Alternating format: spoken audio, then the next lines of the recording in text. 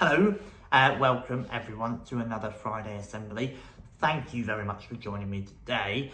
And again, well done. This week you have been enormously busy on Shobi and on Tapestry and doing all sorts of incredible things at home. It's just wonderful to see. Well done. Remember what we said last week. It's so important, please, to listen to yourselves and to put your well-being absolutely first. If it's a day when it feels tricky, parents, children, don't worry, okay? It's right to do what you need to do to keep yourself safe and healthy first, please. If you need any help getting online, any help getting all the resources you need for your learning, please just say, and we are here to help. Or in fact, I'm not at school at the moment, as you can see, I'm at home. However, we are at school and we are here to help. Now, this is a bit of a different assembly today because I thought I would ask somebody else to do it for me. And I'm asking Sarah Coyle to join us, who is an author and, as I mentioned last week, happens to be my sister-in-law as well. And Sarah has written a couple of fantastic books and there are more on the way, and she's going to be reading her new book to us in just a moment. So I will open my Zoom and I shall welcome Sarah Coyle. Hello, Sarah Coyle. Thank you very much for joining us today. How are you? I'm very well, thank you, Mr. Chisler. And hello, everyone at Penpole. I'm very glad to virtually meet you here today. Thank you. Now, I have explained to everyone already, you are my sister-in-law, so we're very lucky to have met you many times and spoken about your books, but we thought it would be nice today if some of the children could ask you some questions. Do you mind? Oh, I would love to answer some of your questions. Sorry we can't do it in person, but Mr. Chisler, I'm sure, will do a great job at telling me your questions, then I will answer them as best as I can. Thank you very much. So, here are a few. This is from Year 3. And they have read your first book, The Biggest Story, and they were asking whether Errol, who is the main character, is he based on a real person or someone you know? Oh, thank you, Year 3. I would say Errol isn't based on a real person exactly. And in fact, when I first came up for the idea of Errol and the world that he's in, I didn't know many children of your age at all. I had a small baby myself, but I didn't have lots of children in my family. And I lived at the time in quite a small flat with a little garden out the back. And I heard children playing, but I couldn't see them because all the little gardens around my flat had quite high fences. So you couldn't sort of see who was in the next garden along. And my cat at the time used to walk along the top of the fence, which was really, really thin. And listening to the children play and watching my cat walk along the fence made me think of when I was little and I used to play in the garden. And I started to imagine what it would be like if animals started appearing from between these high buildings and coming around the corner and peeking over the fence or maybe crashing through the fence. So it wasn't so much the idea for Errol itself, but just sort of the idea for the setting happened. And from that, Errol grew. Although I did spend a long time looking for Errol's name because I wanted a name that was unusual and a little bit different. So I did lots of internet research looking for names of interesting people and eventually found the name Errol, and it felt really right when I found it. Lovely, thank you very much. Fab. Now, Year 3 have been working very hard at these questions. There's a few from Year 3. Another one from them. How old were you when you first started writing stories? Another great question. I thought that I started really writing only a few years ago, so 7 years ago, just after I had my first baby, because I had a bit of time to do some thinking, and so I started writing every day at that point. But actually, recently my mum gave me some books and lots of bits and pieces from when I was at primary school. And it turns out that I did an awful lot of writing at your age, pretty much mostly between the ages of sort of 8 and 11. That's when I did a lot of work. And recently I came across this, which is something that I wrote when I think I was about 10. It's called The World Jewel. It's actually got Mr. Chislet's wife in it, because Mr. Chislet's wife is called Amy. And the first sentence is here, it says, "One day, Katie and Amy, my little sister, and I were playing." And that is, that's one of the things that I wrote. It's not very good. It sort of rambles on. So I think I've got a lot more practice in the last few years. But I really enjoyed writing stories when I was little. I found it a good way to use my imagination. That's when I started. Lovely. Great stuff, thank you. This is the last question from year 3. Which authors do you admire the most? Oh yes, that's an interesting question. I think when it comes to picture books like The Biggest Story and Once You're Asleep, I love Julia Donaldson, who writes The Gruffalo, and Captain I've forgotten the names of them now, but Julia Donaldson's great. I think my favourite picture book writer is Oliver Jeffers, who writes The Day the Crayons Quit, and who also writes Stuck, which I think is my favourite picture book, about a boy who gets a kite stuck in a tree, and then he tries to get the kite out of the tree by throwing everything from a shoe to a ship and an orangutan and everything into the tree. So I think Oliver Jeffers is very funny. But I also like slightly older children's authors, like obviously J.K. Rowling, and Harry Potter is fantastic. I think she's wonderful. And Andy Stanton, who writes the Mr. Gum series, is the funniest writer I can think of. So if you haven't read an Andy Stanton book, I would highly recommend Mr. Gum, because it is very funny. It's very hard, even as an adult, not to laugh at Andy Stanton, isn't it? Yes, that's very true. Very, very good. Lovely. And final question for now is from Isabella in year 6, who asks, where do you find inspiration for your ideas as a writer? Oh, do you know, Isabella, lots of people talk about that and ask that question of writers.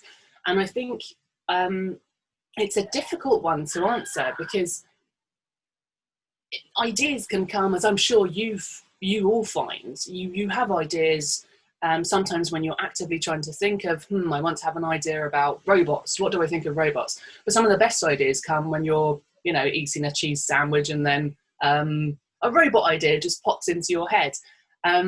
When I'm looking for ideas and I'm looking for inspiration, I try to get outside and to do something like go for a walk, and let my mind kind of unravel and just look around at nature and or at houses or wherever I am. And I find that lets my thoughts sort of relax enough that ideas then hopefully usually come, although they don't always. Recently I've started writing a new book, and I had to think of a lot of ideas in a short space of time. And I don't know about you, but because there's so much happening in the world at the moment, there's so many big things happening, I found it quite difficult to think. And I realised that I really needed to come up with a lot of ideas in a very short space of time. And I wondered whether I was going to find that inspiration. And so I went on quite a few walks. And as the more I walked, the more I relaxed, and the more the ideas just trickled through. And thank goodness I found that I did have enough ideas for the book. Lovely. Thank you very much, and well done everyone for your questions. Sarah, would you mind awfully reading us your new story, please? I would love to, Mr. Chislet. And I have to say, everyone, that thank you for giving me this opportunity, because this is going to be the first time that I have read this new book. So I'll be sort of having a look at it with fresh eyes, along with you hearing it today. So I'm really thrilled to be able to share this experience with you. Thank you so much for listening. And I will start the story. I'll be looking away from the camera at points because I can't remember all the words. Once You're Asleep. Connor, Claire and little Peg loved ending their day with a pillow fight. A pillow fight stuffed with questions. How big are tiger teeth? Asked Claire. How are mirrors made? Called Connor. Where, Teddy? Yelled little Peg. That's enough questions for today, said Mum. If you want time for a story, added Dad. Connor, Claire and little Peg did. They snuggled down tightly so no questions could escape. Or at least that was the idea. What do you do after we go to sleep? Asked Connor. Do you eat chocolate? Ha, said Dad. There's never any left. Go on, tell us, said Claire. What do you really do?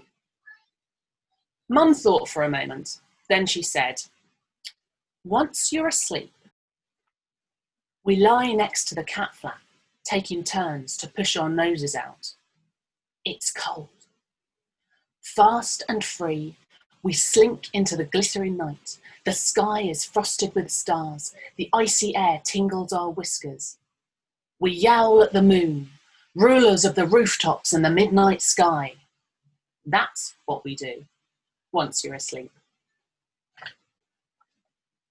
Connor, Claire and little Peg hooted with laughter. That's cats, cried Claire. Connor shook his head. You wouldn't fit through the cat flap. Tell us what you really, really do. Okay, Dad spread his hands.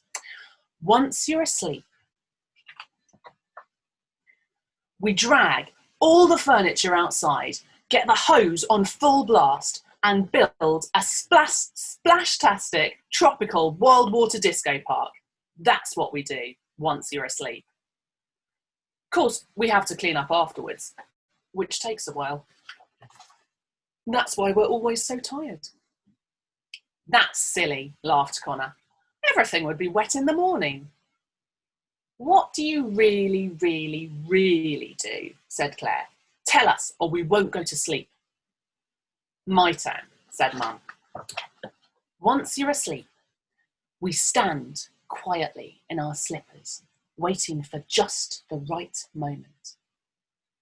Very slowly, our heels lift off the floor. And we're flying. We loop the loop through the living room. We twist and twirl in the hall. We glide outside and dance on the moonlit air. That's what we do once you're asleep. I wish I could fly, murmured Connor. Claire yawned and stretched. If you're flying, who's looking after us? We are, said Mum. We're always looking after you. Close your eyes, whispered Dad. Once you're asleep, it's our job to make sure everything stays peaceful. If a car goes past, we spread blankets on the street to silence the wheels. When dogs bark, we sing soothing lullabies. We rock the tree boughs to hush noisy nightingales. We light the stars. We raise the moon. We thread sleep with dreams of icy whiskers, tropical parks, and moonlit dancing flight. But most of all, smiled Mum, once you're asleep, we love you. That's what we do. And we can't wait for more questions in the morning. Amazing. Sarah, thank you so much, and huge congratulations on this book. So there is another one to come soon, is there? Well, it might not be soon. At the moment, it's looking like it might not be out until 2022, which feels like a really long way away, but will probably happen quite a lot sooner than we think. But yes, there are more books coming, and I would love to come back to your school and read you lots more stories whenever I can. That would be wonderful. I know I speak for all of our lovely children in saying, yes, please do come and see us when you can. That would be brilliant. Amazing. Just before we go, we have lots of amazing writers at Penpole and lots of people who love to read and love to explore stories.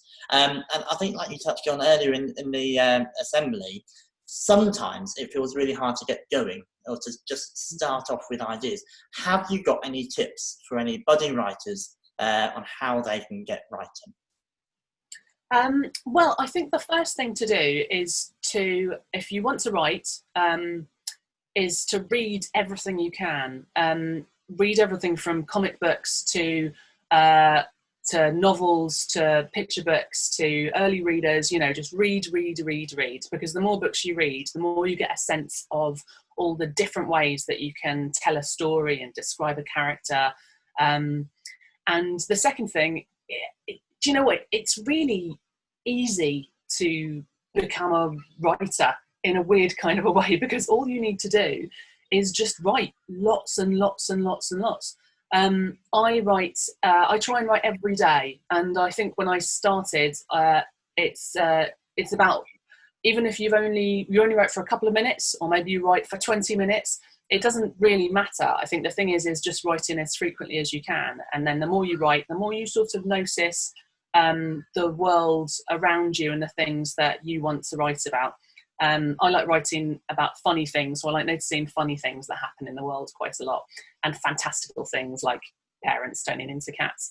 But the only thing it takes to be a writer is to write, because if you don't write, then you won't be a writer. But if you do write, then you are a writer. Whether you end up getting your books published or not is pretty much down to how much you write. So that's the only advice I have, is just to do it, and do it as much as you can. Fantastic advice. Thank you so much, Sarah. It's lovely to see you. Hopefully we will see you soon. Very, very best of luck with your next book. I was just going to say, actually, if any of you have any questions about writing and you'd like a bit more advice, or and any thoughts, then I have a Writeress Coyle is my Twitter handle, so you can always fire me a question, or send me something that you've written if you'd like any feedback. I'm very happy to help. Lovely. Thank you so much. We will most certainly be doing that. Fab. Sarah, we will see you soon, and thank you. Okay, bye-bye. Thanks, everyone. Bye-bye. So, there we go. Sarah Coyle with her new book. Sarah, thank you very, very much for coming today. Thank you, everyone, for your questions and for joining me at today's assembly. I look forward to seeing what you get up to in your writing next week. It is Friday, so I wish you all a wonderful, wonderful weekend. Please get outside for your exercise. Please relax and have a wonderful time, and we look forward to seeing you next week. All right, bye-bye for now.